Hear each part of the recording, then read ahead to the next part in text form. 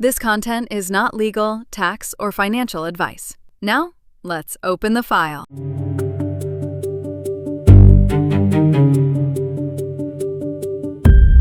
The first IRS notice arrived in March.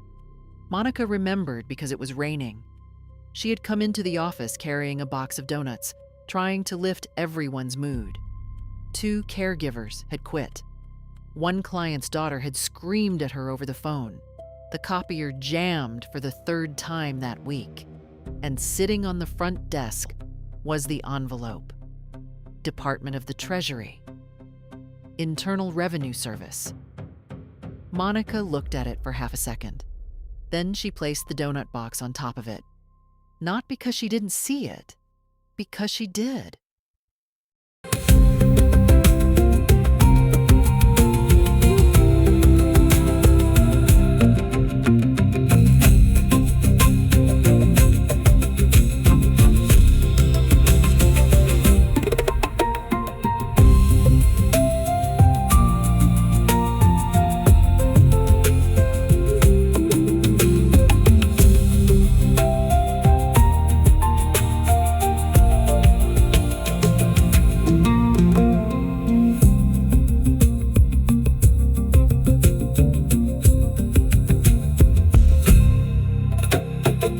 Brent walked in 10 minutes later.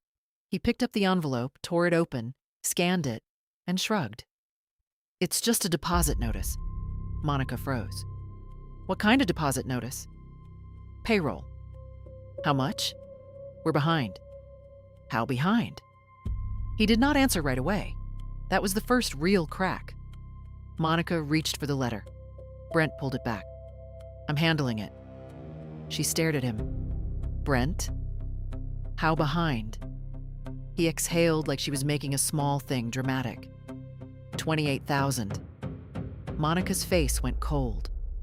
$28,000? He lowered his voice. "Monica, don't do this here." She looked toward the hallway where employees were clocking in and out. "Don't do what?" "Panic." "I'm not panicking.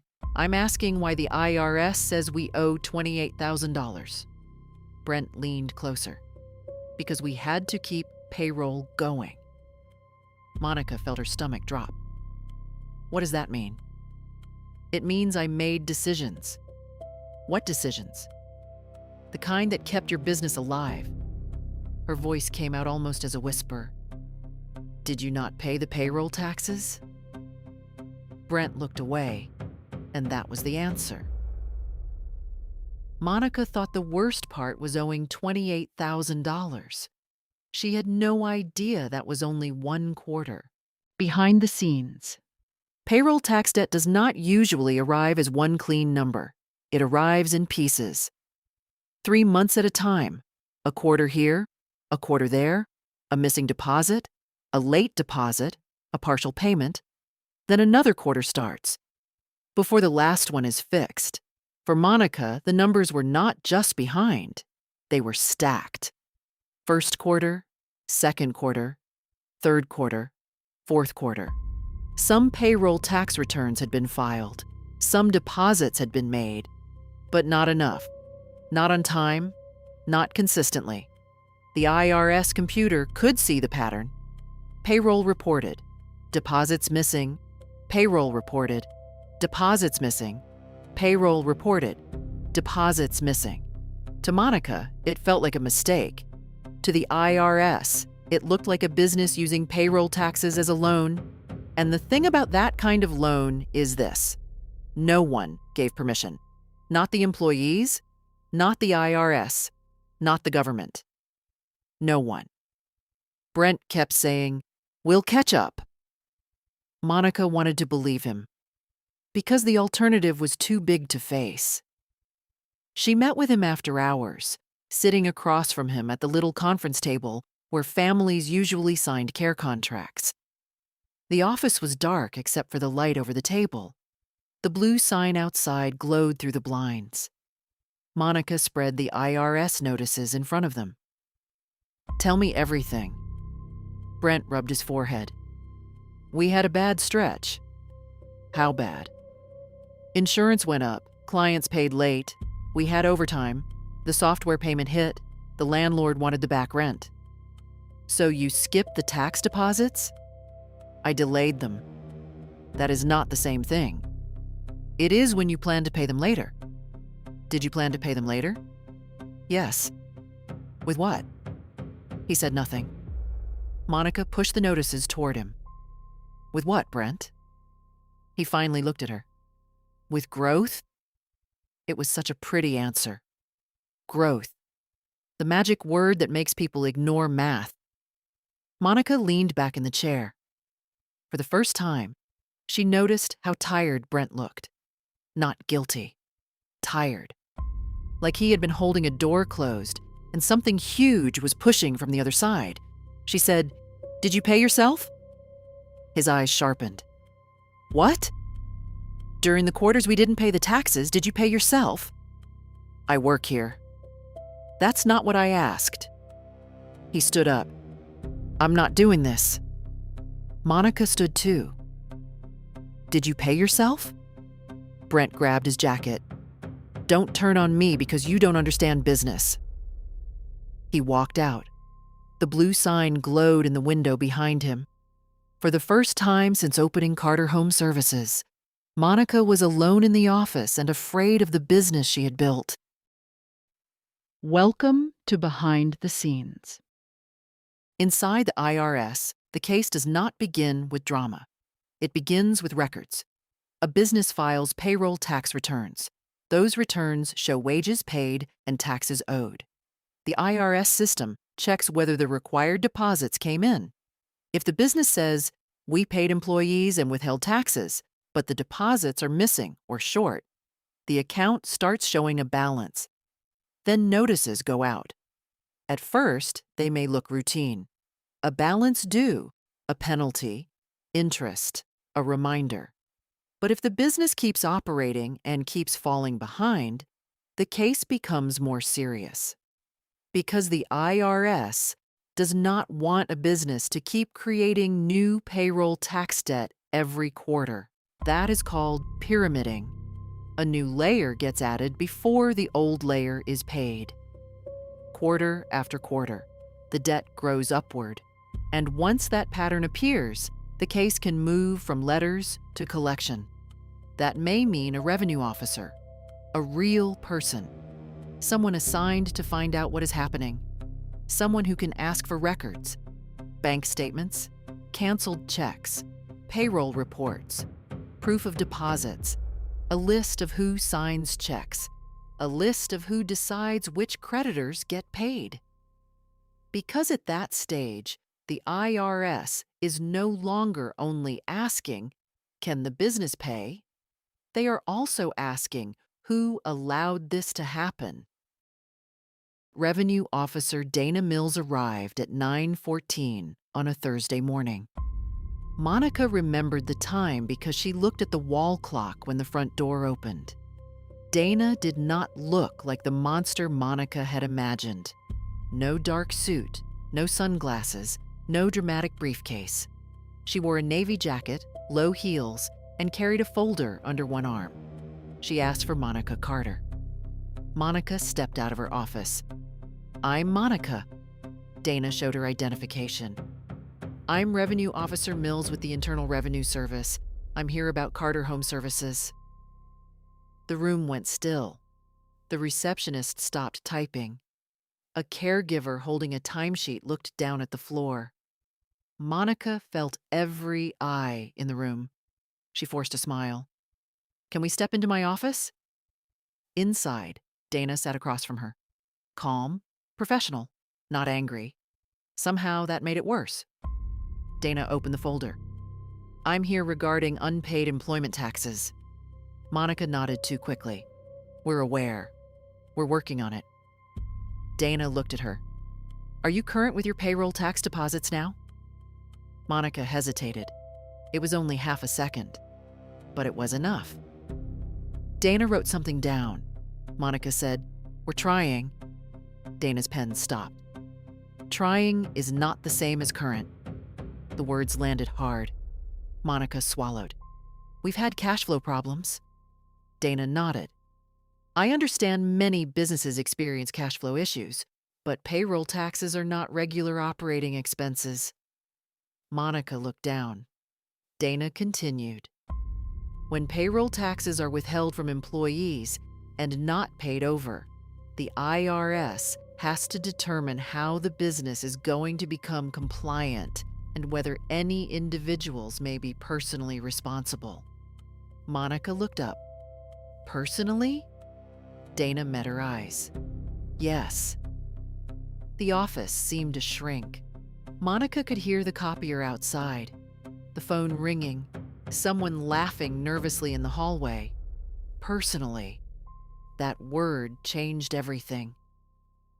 Monica thought the IRS had come for the business. Then Dana Mills asked who had authority to sign checks. The interview did not happen all at once. At first, Dana requested documents, bank statements, payroll records, copies of canceled checks, a list of people with signature authority, names of officers, names of anyone who could pay bills, names of anyone who decided which bills were paid and which were delayed. Monica called Brent 3 times. He did not answer. She texted him, "IRS is here. Need records." No response. The receptionist knocked on the door. "Monica?" "What?" "Brent's office is cleaned out." Monica stood so fast her chair hit the wall. "What?" "His laptop is gone. The drawers are empty." For a second, Monica could not move. Then she walked down the hall. Brent's office door was open. The desk was bare. The framed sports photo was gone. The charging cable was gone. Even the coffee mug was gone. On the floor beside the trash can was one torn piece of paper, a payroll tax notice. The top half was missing. Only the bottom remained. Amount due, penalties, interest. Monica bent down and picked it up. Her hand shook. The man who told her he was handling it had disappeared before the IRS finished asking questions. But disappearing did not erase signatures. It did not erase bank records. It did not erase emails. It did not erase payroll files. And it did not erase Monica's name from the business account. 2 weeks later, Monica sat across from Dana Mills again. This time, her tax professional sat beside her. Her name was Elaine Foster. Silver glasses, gray blazer, calm hands.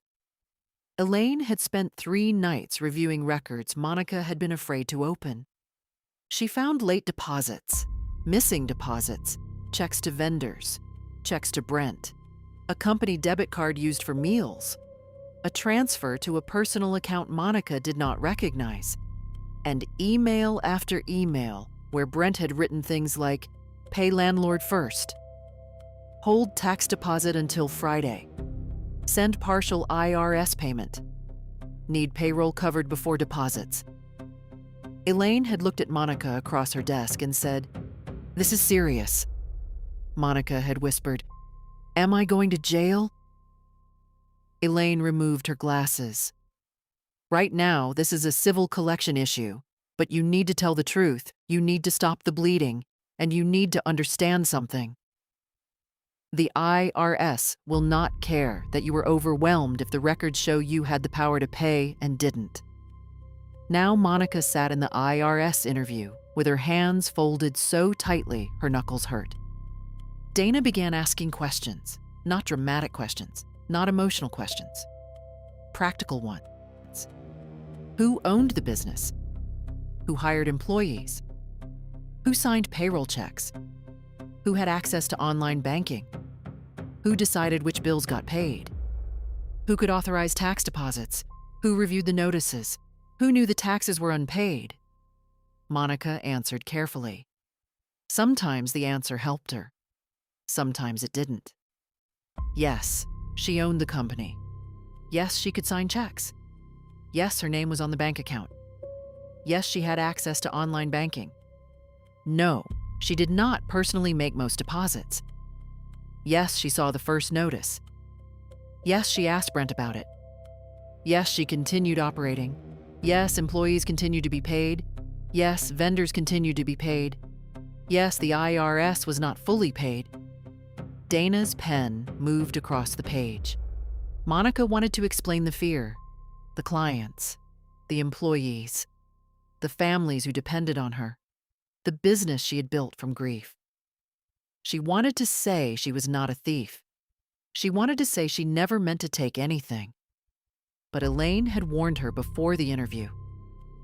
Do not confuse motive with facts. So Monica stayed with facts. Dana asked, after you became aware of the unpaid payroll taxes, were other creditors paid? Monica closed her eyes for 1 second. Yes. Was payroll continued? Yes. Were operating expenses paid? Yes. Were any payments made toward the payroll tax balance? Some. Were they enough to fully pay the trust fund taxes? Monica's voice cracked. No. Dana wrote it down. The room was quiet. Then Dana asked the question Monica had been dreading, without knowing it. Ms. Carter, once you knew the taxes were unpaid, why did you continue paying other expenses? Monica looked at Elaine. Elaine gave the smallest nod. Monica turned back to Dana. Because I thought if I kept the business alive, I could fix it. Dana did not react. Monica continued. I thought if we closed, nobody got paid. Employees, clients, IRS, nobody. I thought staying open was the responsible thing. Dana's voice stayed even. But the withheld taxes had already been taken from employees' wages. Monica looked down. Yes. And those funds were not available for other business expenses. Monica's eyes filled. I know that now. Welcome to Behind the Scenes. This is the part that scares business owners the most. The IRS does not have to prove someone had evil intentions. They do not have to prove someone woke up and said, I want to hurt my employees. In a trust fund case, the questions are more practical. Were you responsible? And were you willful? Responsible does not just mean owner. It can mean someone who had the duty and power to make sure the taxes were paid. Willful does not always mean sneaky. It can mean knowing the taxes were due and choosing to pay other bills instead. Rent, utilities, vendors, loans, even payroll. That is why these cases can feel so unfair to people who are trying to save a business. They say, I was trying to keep people employed. But the IRS looks at the money withheld from employees and says, that money was never yours to use. That is the heartbreak of payroll tax cases. Good intentions do not always protect you from bad decisions, and bad decisions made under pressure can follow you home.